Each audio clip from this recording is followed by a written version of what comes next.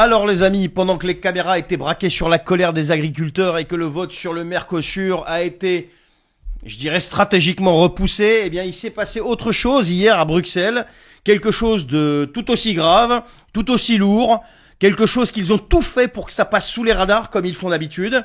Parce que pendant que les paysans se faisaient balader et que l'opinion était occupée ailleurs, eh bien vous avez l'Union européenne qui a tenté un coup énorme, sauf que là, cette fois-ci, elle s'est spectaculairement plantée. De quoi il s'agit, on va voir ça dans quelques secondes. Je vous demanderai d'abord de partager cette vidéo, de la commenter, de la liker s'il vous plaît, de vous abonner si c'est pas fait, c'est gratuit et ça aide vraiment à faire circuler l'information et la vérité. Alors, pourquoi je vous dis tout ça? Eh bien, parce que derrière ce fameux sommet européen qu'il y a eu hier, derrière les discours complètement creux et les communiqués pseudo-rassurants, il y avait un plan bien précis, mais un plan super dangereux. Un plan qui engage notre argent pour des décennies et qui visait à franchir, je dirais, une des dernières lignes rouges que même Bruxelles n'avait jamais osé franchir jusqu'à présent. Prendre l'argent russe. Pas le bloquer, pas le geler, le prendre. Et s'en servir pour financer une guerre qui n'est pas la nôtre. Et ils pensaient, ces gens-là, de par leur arrogance, que ça allait passer crème. Comme toujours, en douce, à huis clos, sans aucun débat, sans demander l'avis des peuples, rien. Parce que cette Union européenne fonctionne comme ça, les amis. Quand ça coince, dans les campagnes par exemple, quand ça grogne sur le Mercosur, eh bien on occupe le terrain médiatique, pendant qu'à Bruxelles, eh bien on tente des coups beaucoup plus lourds. Oui, c'est comme ça que ça se passe. Ce qui s'est passé à Bruxelles ces derniers jours, c'est pas un simple désaccord entre les États membres, non. C'est pas un débat technique, non. C'est une gifle politique monumentale et une vraie. Et surtout, une démonstration de plus de cette arrogance d'une Union européenne qui se croit tout permis, y compris au mépris du droit international, de ses propres peuples et des conséquences à long terme de ses actes. Voilà. Ça, c'est ce qui s'est passé. Depuis des mois, la ligne était très claire. Bruxelles voulait aller toujours plus vite, toujours plus loin. Après les sanctions, il y a eu les livraisons d'armes, et après les livraisons d'armes, l'endettement massif, et l'étape d'après, l'étape suivante, était super évidente. Prendre l'argent russe. Encore une fois, pas le geler, pas le bloquer, mais le prendre, le confisquer, le transformer en butin politique pour financer une guerre qui n'est pas la nôtre, et qui, d'après certains experts, est quasiment perdu d'avance. Ils ont essayé de maquiller ça avec des mots, vous savez, leurs mots savants à chaque fois, comme mécanisme exceptionnel, prêt de réparation, cadre juridique innovant, la tronche de l'innovation, toi. Parce que derrière le vernis technocratique, là, il y avait qu'une seule chose, le vol pur et simple d'avoir souverain.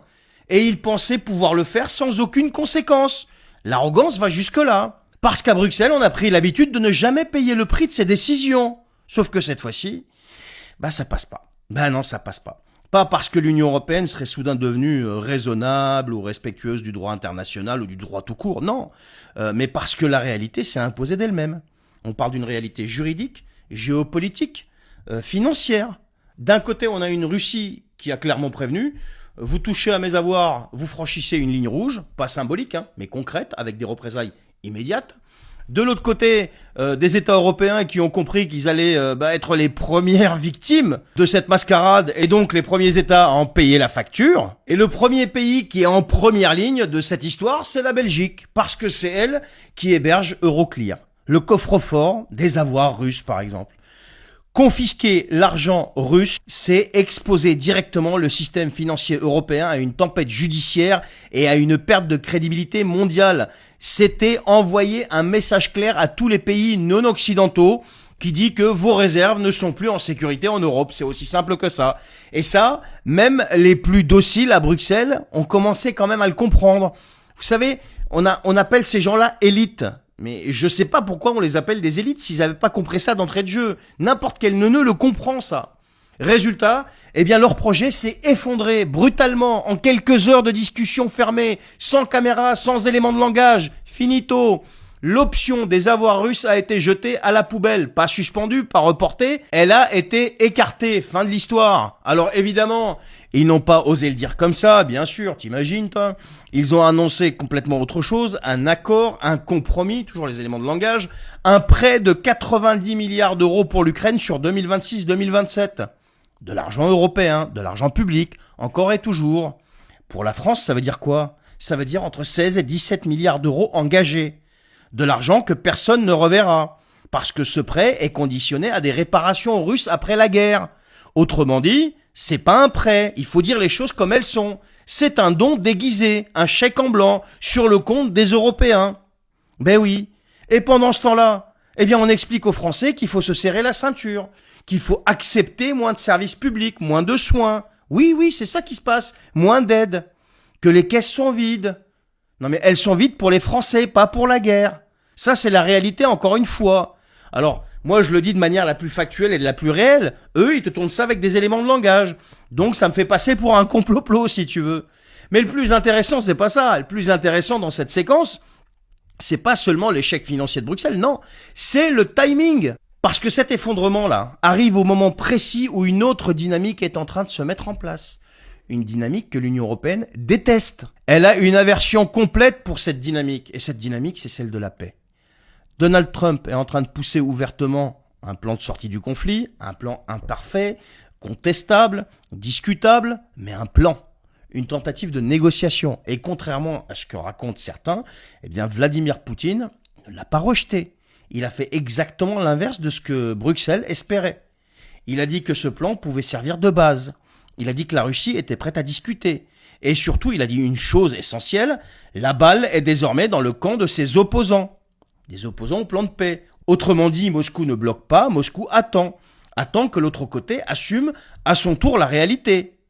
Ça veut pas dire que Poutine accepte tout, non. Ça veut pas dire non plus qu'il renonce à ses objectifs. Ça veut dire qu'il ferme la porte à l'escalade et qu'il ouvre, même partiellement, celle de la négociation. Et ça, pour Bruxelles, c'est totalement insupportable. Parce que l'Union européenne a besoin de conflits, les amis. Elle a besoin de crises pour exister politiquement, pour justifier son autoritarisme, pour masquer ses échecs économiques et politiques, pour imposer des décisions sans débat. Une paix négociée, surtout sous impulsion américaine, serait un aveu d'impuissance totale. Vous imaginez? Et surtout, quand ça va s'arrêter tout ça, eh bien, il va y avoir des comptes à rendre. Il va falloir aller expliquer où sont partis tous ces milliards d'argent public. C'est pour ça que cette histoire des avoirs russes était si centrale et si importante pour eux. Confisquer cet argent, c'était saboter toute perspective de paix, rendre le conflit complètement irréversible, créer un point de non-retour. Et cette tentative, heureusement, a complètement échoué.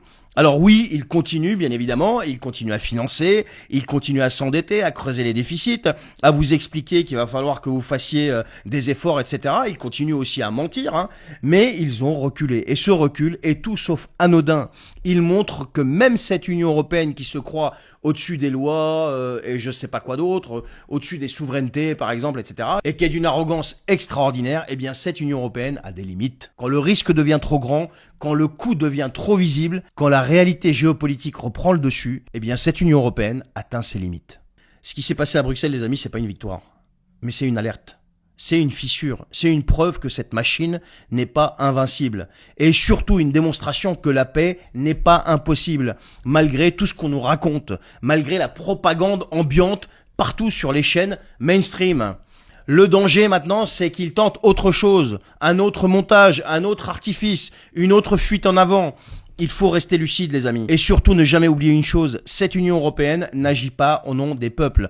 Elle agit par idéologie, par arrogance et par refus de reconnaître ses propres échecs. On a une bande de technocrates qui ne sont élus par personne et qui prennent ces décisions-là. Et ça, c'est exactement ce qu'on vient de voir. Et c'est pour ça que le Frexit, encore une fois, n'est pas un slogan, c'est pas une opinion, c'est une nécessité absolue et vitale pour notre pays, pour qu'on puisse récupérer notre souveraineté. Que dis-je? Nos souverainetés. Et pouvoir décider par nous-mêmes. Merci de m'avoir suivi, les amis. Partagez cette vidéo, s'il vous plaît. Je vous dis à la prochaine.